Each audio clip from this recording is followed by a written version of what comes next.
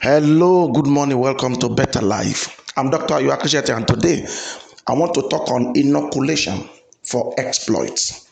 Inoculation for exploit. It is like drugging you for exploits. I remember many years back, Ben Johnson won 100 meters race, and then they tested him. They tested his urine and they said he had drugs. Now, that was not the first time he was going to come first, but this time, the next person to him was up to 5 meters or 3 meters. They knew he could come first, but at this level, it was extraordinary. So they tested his urine. Whether it was true or not, we don't know, but they said it was drugs. Now, what do I want to bring out? He was able to accomplish that feat not only by himself but by drugs. That's exactly what prayer do to you. Prayer enters your system and brings you into God's system. Every time you pray, prayer is inoculating you. Prayer is drugging you. And when prayer drugs you, it will make you able to do things you can't do on your own. There's something I used to tell my parishioners. I think I said it yesterday on this program. If you can't do it on your own, do it by prayer. Because what you cannot do on your own, you will be able to do by prayer. Prayer empowers you to do what you cannot do. Prayer empowers you to do what you cannot do. Prayer empowers you to do what you are not able to do, because prayer becomes an ability to do what you cannot do. Where your prayer stops, that is where your exploits will stop. Where your prayer stops, that is where your exploit stops. The reason for that is simple. Prayer brings you into God. Prayer brings you into God. What we do in prayer basically is what a man does with his wife in the place of copulation. That's what you do in the place of prayer. And every time we meet with God like that, something is born. Energy is born. Supernatural energy, supernatural abilities, supernatural revelations. So much happens in prayer that culminate in doing great things, that culminate in doing exploits. So much that anybody who does not pray well cannot do so much exploit. I'm not talking of those who get power from Satan.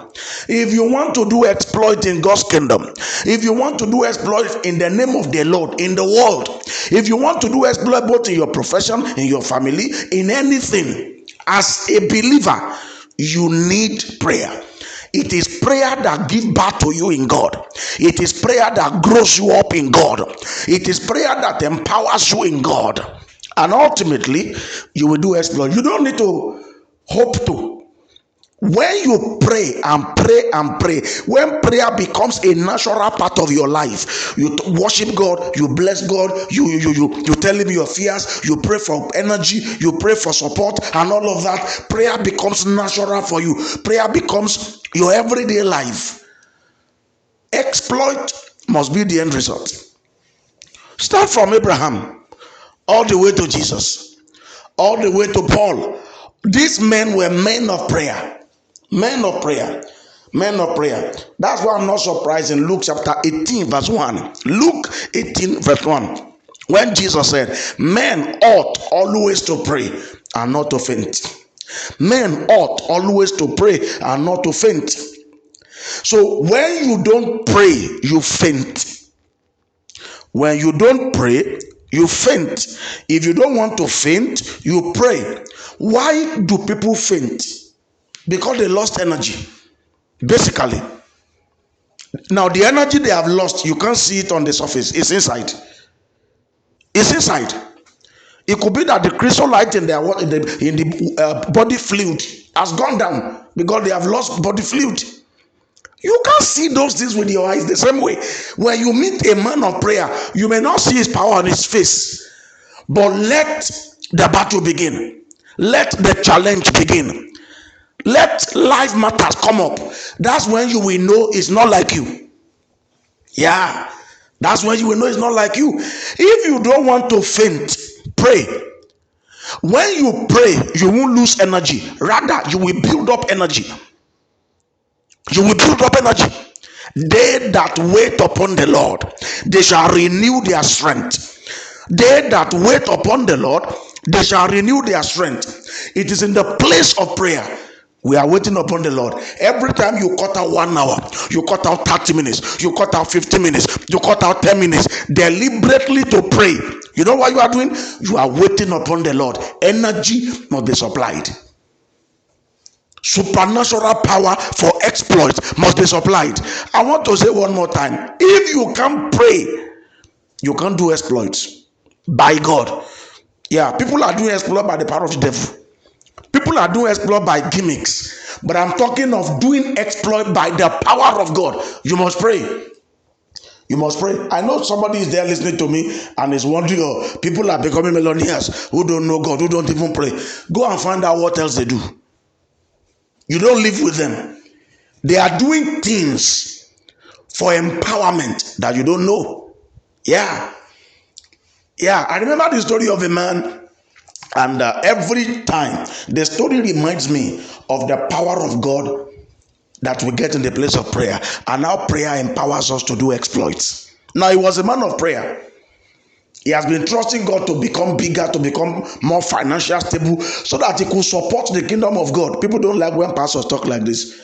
Does it mean that when we are blessed, the first thing must be the kingdom of God? Yes. The first thing must be the kingdom of God, not second. I want to be rich because of the kingdom. I want to be great because of the kingdom. I want my members to be great, to be big, to be financially stable because of the kingdom. Everything must merry-go-round the kingdom. Matthew 6:3. Seek ye first the kingdom of God and his righteousness, and all other things shall be added unto you. All.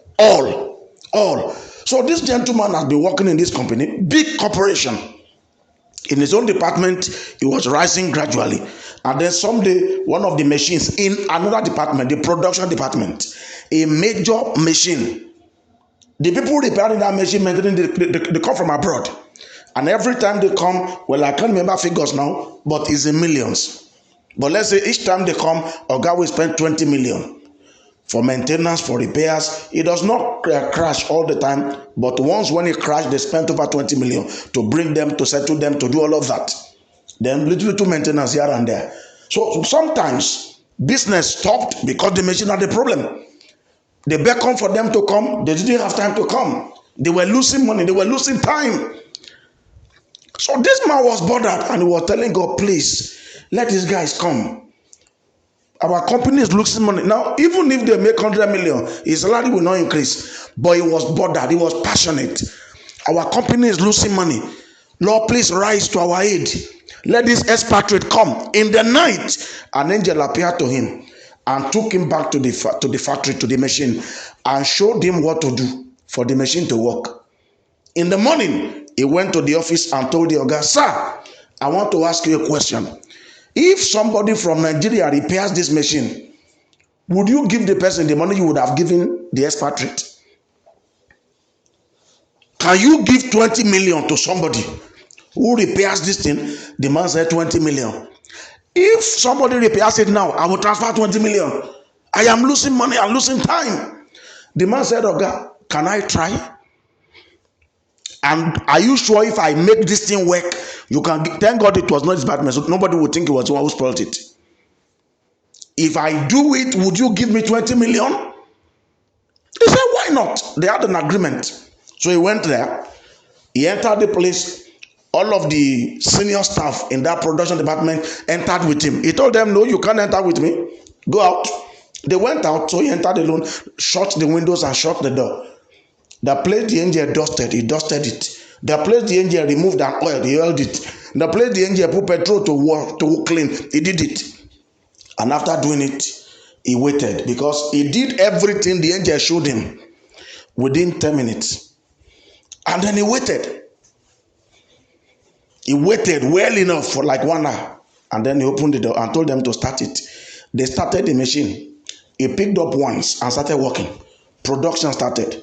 Oga wired 20 million to him. That day, he became a millionaire by prayer. He negotiated. All of that wisdom came from the Lord by prayer. But no, there were other believers there who didn't remember to pray for the company. This man shifted from ordinariness to extraordinariness by prayer. By prayer. Now, let's read about Elijah. James chapter 5 and verse 17. James chapter 5 and verse 17. Elijah was a man subject to like passion as we are, and he prayed earnestly that it might not rain, and it rained not on the earth by the space of 3 years and 6 months. He was a man of like passion, and he prayed again, and the heaven gave rain, and the earth brought forth her fruit. Now, the scripture emphasizes one major thing there, that Elijah was a man of like passion like us. That is, he had the same weaknesses we have. If Elijah could overcome his weaknesses to pray, you too can overcome your weaknesses to pray.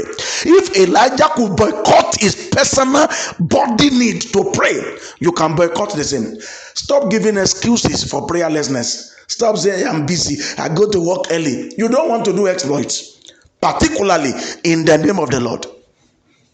Yeah, you can do exploit by many other means. If you want to do exploit by God, exploit that is more than what you can do by head knowledge, what you can do by what you have read and practiced, you need prayer. You need prayer. Let me say one more time. If you want energy supernatural to do exploits, if you want power supernatural to do exploit, it is got in the place of prayer. In the place of prayer. Everything that has changed my life to this level it is now came by prayer. Yeah. In the place of prayer. In the place of prayer. In the place of prayer. I have received ideas practically from the place of prayer. I've seen visions. Now, these things are not for pastors. They are for all believers. Vision that delivered me from accident. Vision that delivered me from evil. From the place of prayer. From the place of prayer. We were traveling one day, there were two routes to the place we were going. And I made up my mind to follow the single lane. One was double lane, one was single lane. Because the single lane was not crowded. So I felt I would just follow the single lane. We had jolly ride. It was myself and my wife, so we'd just be gisting and be coming as we. I got to the junction. Now I spent time with God in the morning. He didn't talk. When I got to the junction where I was supposed to turn to the single lane, in a flash, boom, I saw a revelation. I saw my car crash on that single lane. You know, God does not talk in words most of the time. God speaks in pictures. Yeah, that's why I gave you imagination. When I saw that, I knew, oh, something bad was waiting for me along that line. I redirected. There are many things you will get in the place of prayer that you can't get by any other means. If exploits by God is what you desire, you cannot but pray. Prayer is intercourse with Jehovah. You can't meet with God and not do exploit. You can't meet with God and not do greater works by God. By God. We shall do valiantly by God. By God. Personally, it's my own pride that the little I have achieved is by God. Not just by energy, by God. By God. No man can boast over my life. I have been helped by man that God sent. People that won't ask for thank you because God sent them. Because I pray to him. I have received helps unimaginable from the altar of prayer. Exploit by God is impossible without prayer. Men ought always to pray and not to faint. You will not faint too. Please pray. Revive your prayer altar. I'll leave you till tomorrow. God bless you.